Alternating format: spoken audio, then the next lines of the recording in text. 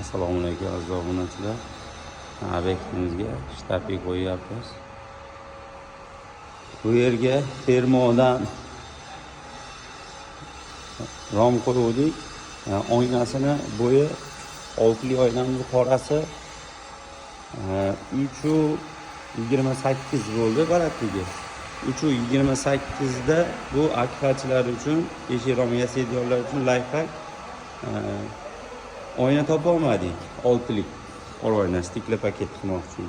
Chunki qora oyna qildik, 1lik, 10talik. Keyin oddiy shtabik qo'ydik. Keyin ikkinchi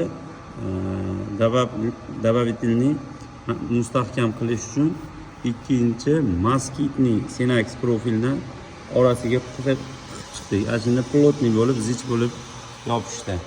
Kimdir shuni o'ylab qiynalayotgan bo'lsa, mana tayyor ispitanadan o'tgan ish. Endi 1 oyniga termoda 7000 da shtabigi yo'q. Rezinkasi ham yo'q ekan.